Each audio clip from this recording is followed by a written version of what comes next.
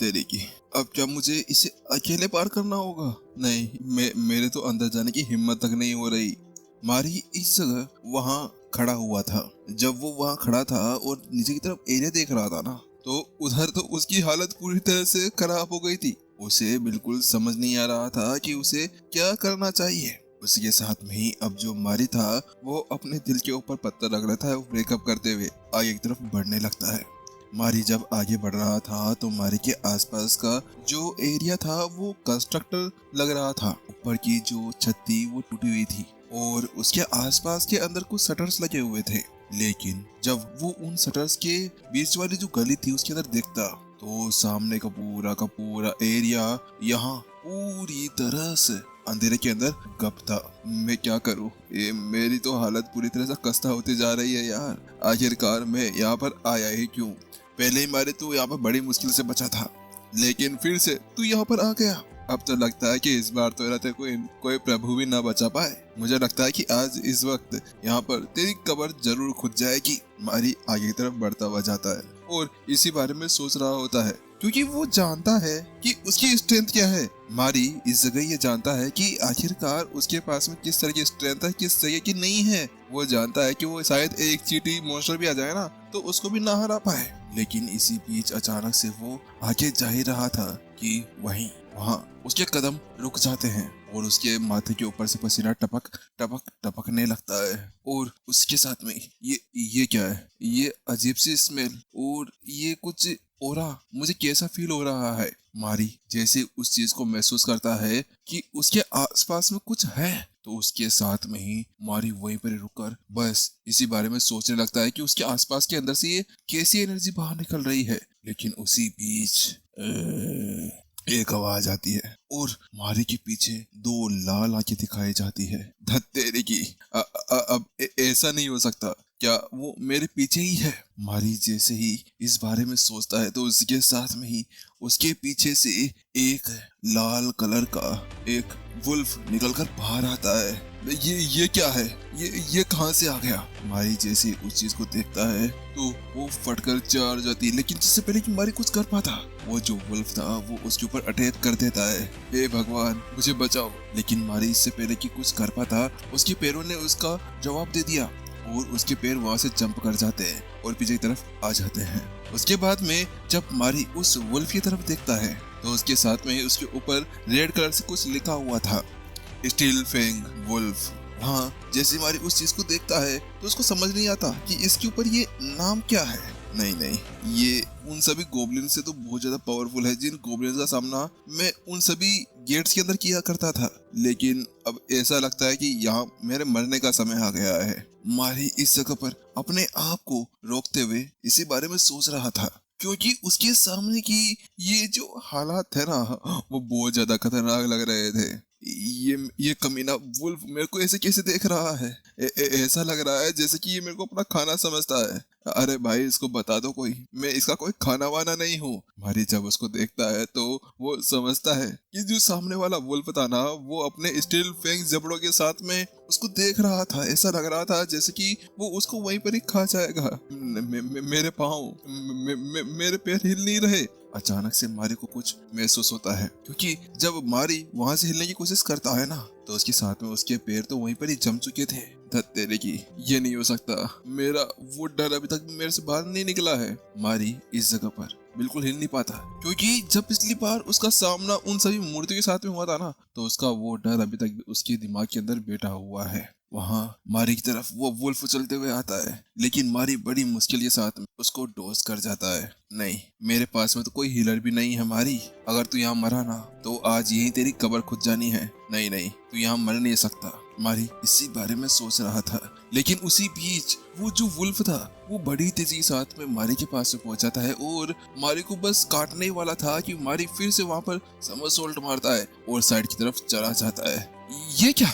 ये कैसे हो गया? जैसे ही मारी इस चीज को करता है ना तो उसके बाद में तो उसको समझ ही नहीं आता कि अभी भी उसके साथ में हुआ क्या था, क्योंकि अचानक से उसकी बॉडी ऐसे मूव हुई जैसे कि भाई वो तो बड़ा सारा कोई एथलीट हो। नहीं, मेरी बॉडी बहुत ज्यादा लाइट महसूस हो रही है। मारी वहीं सोच रहा था, लेकिन उसी बीच वापस से वो वुल्फ उसके ऊपर अटैक कर देता है। लेकिन मारी भी जल्दी से उसको डोज करते हुए पीछे की तरफ चला जाता है। वहीं उसके साथ में वो वुल्फ अब मारी की तरफ देखने लगता है। नहीं, इस बार नहीं, इस बार मैं ऐसे नहीं होने दे सकता। मुझे इस बार जीतना होगा, क्योंकि ये मेरी सेकंड लाइफ है। इसके अंदर भी मैं अगर ऐसे ही हार मानता हूँ तो क्या होगा।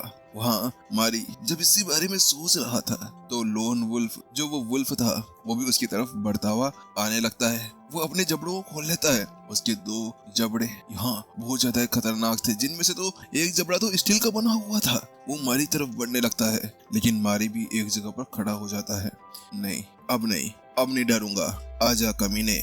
इतना कहने के साथ में जो मारी था वो अपने पंच को ऊपर उठाता है, और जैसे वो ऐसा करता है ना कि अचानक से उसके अंदर से कुछ एनर्जी टाइप से निकलने लगती है। वो एनर्जी उसके पंच के चारों तरफ लिपट जाती है, और अगले ही पल मारी नीचे बैठता है और उसके फेस के ऊपर जोरदार तमाचा दे मारता है, जिसके बाद में वो वुल्फ पीछे जाकर गिरता है। और जैसे मारी इस चीज को महसूस करता है तो मारी तो एक पल के लिए खुशी के मारे चल पड़ता है। याहू, मैंने मारा उसे, आखिरकार मैंने ये कैसे किया। लेकिन मारी को कुछ समय बाद में महसूस होता है कि उसने कुछ ज्यादा ही जोर से मार दिया था। वो अपने हाथ को देखने लगता है तो वो पाता है कि उसके हाथ के चारों तरफ है ना एक एनर्जी टाइप की कोई ग्लब बनकर आ गया था, और वो उसको पंच मार देता है। ये कैसे हो गया। लेकिन मुझे लगता है कि ये काम नहीं करेगा। मारी जब इसके बारे में सोच रहा था तो उसको पता चलता है कि वो अभी लड़ाई के बीच में है, और वो इस जगह पे वापस से कहीं देख नहीं सकता है। तो इसी वजह से जो मारी था उसका ध्यान फिर से उस स्टील फैंग बीस्ट की तरफ चला जाता है। मुझे लगता है कि ये कमीना अब तक मरा नहीं होगा, क्योंकि मेरी स्ट्रेंथ इतनी नहीं है कि मैं उसको मार सकूं। मारी इसके बारे में सोचता है, और उसके बाद में वो दोनों फिर से आगे बढ़ जाते हैं। बूम बैंग की आवाजें वहां पर आना शुरू हो जाती है, क्योंकि मारी और स्टील फैंग बीस्ट दोनों की फाइट होने लगती है। मारी बार बार उसके थोपड़े के ऊपर थोपड़ा और तमाचा लगाता जा रहा था, और उसके साथ में ही वो थोड़ी देर के लिए हाँफते हैं और दूर हो जाते हैं। नहीं नहीं, ये नहीं चलेगा। ऐसे तो मैं केवल इस कमीने को गुस्सा दिलाने का काम कर रहा हूँ। अगर ऐसे ही मैं चलता रहा ना तो ये जल्द ही मुझे मार डालेगा। नहीं, इसको मरना होगा, मुझे कुछ और करना होगा। मारी इसके बारे में सोचता है, लेकिन जब मारी इसके बारे में सोच रहा था ना तो वो स्टील फैंग बीस्ट के मुंह के अंदर कुछ रोड्स थी, वो उसको चबाता है, खचर खचर, और उसको खा जाता है। और वो मारी की तरफ ऐसे देखने लगता है जैसे कि आज वो उसकी हड्डियों का ऐसे ही कचुम्बर बना डालेगा। हे भगवान, मैंने इसको गुस्सा क्यों दिला दिया। अब तो ये मेरी हड्डियों को भी नहीं छोड़ने वाला। मुझे लगता है कि इस बार तो मैं गया मारी।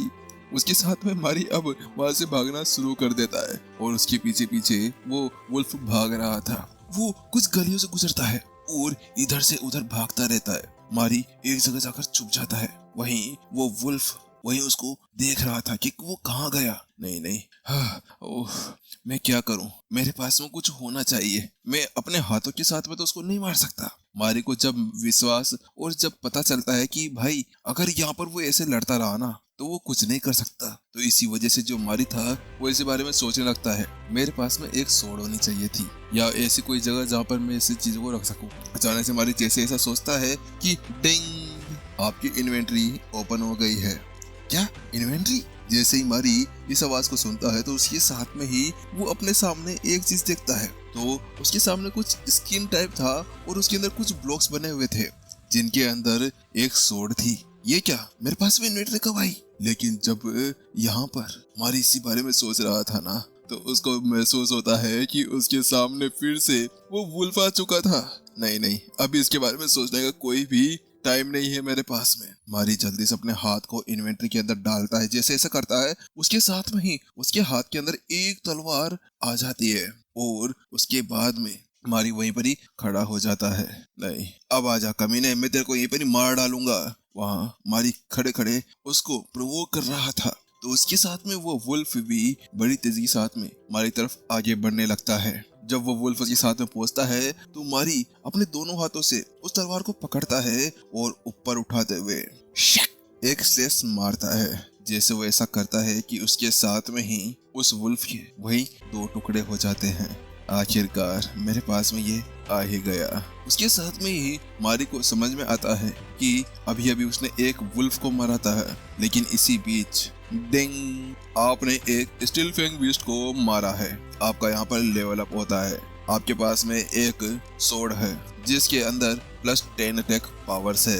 ये क्या, ये आवाज किसकी है? लेकिन जैसे ही वो आवाज मारी को सुनाई देती है ना, तो मारी चौंक जाता है और इधर उधर देखने लगता है। मुझे लगता है कि ये मेरे सिस्टम की आवाज है। मारी जब सोच विचार करता है और पाता है कि पिछली बार भी उसकी इन्वेंटरी के अंदर से कुछ आवाज आई थी, तो उसकी तरह से शायद ये भी उसका सिस्टम होगा जो उसको बता रहा है।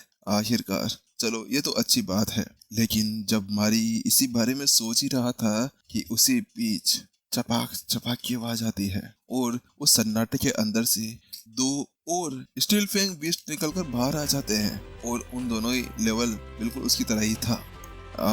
आ जाओ, तुम्हारी ही कमी थी। मारी इस बार अपने हाथ के अंदर उस तलवार को पकड़े हुए था। वो कहता है कि ये वो तलवार है जो यहाँ मुझे मिस्टर रमन द्वारा दी गई थी, और मिस्टर रमन ने कहा था कि उन्होंने इसे बहुत ज्यादा मुश्किल से पाया है।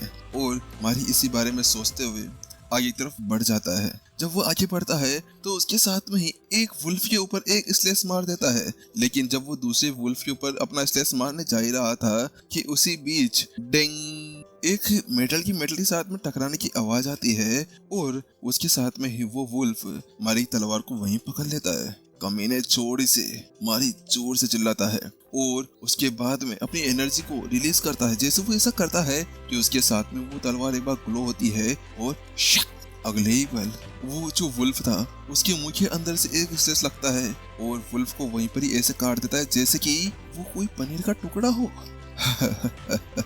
आखिरकार मैं तुमसे नहीं डरता। मारी फिर से दूसरे वुल्फ की तरफ देखते हुए उससे कहता है और उसके साथ में ही वो वहीं अपनी उस खूनी तलवार को लेकर खड़ा हो जाता है। तुम तो कुछ भी नहीं हो। तुमसे पहले मेरे सामने जो आया था ना, वो स्टेचूज थे, एस रैंक के स्टेचूज। अगर तुम उस जगह पे आते ना तो पता नहीं तुम्हारे साथ में क्या होता। आखिरकार मैं अब पहले जैसा मारी नहीं रहा हूँ। मारी इस जगह पर अपनी तलवार को पकड़कर उस लास्ट बचे हुए वुल्फ की तरफ देखते हुए उससे कहता है। जब वो ऐसा करता है तो दूसरी तरफ एपिसोड यहीं खत्म हो जाता है। इसके अलावा गाइज यार, पहले आप लोग बता दो कि भाई हम लोग इस सीरीज को कंटिन्यू करें या नहीं करें, क्योंकि मेरे हिसाब से आप लोगों ने देखी हुई होगी, लेकिन फिर भी हम इसको अपने अंदाज के अंदर भी ट्राई कर रहे हैं। हाँ, लेकिन हमारे पास में एक और स्टोरी भी है, वो भी बहुत अच्छी है, बिल्कुल नंबर 0 की तरह। अगर आप चाहते हैं उसको भी लेकर आए तो वो लेकर आ जाएंगे, इसको बंद करना पड़ेगा। पहले आप लोग बता देना, ठीक है? फिर मिलते हैं जल्दी हम लोग नेक्स्ट एपिसोड के अंदर। जब तक के लिए टाटा बाय बाय, सायोनारा।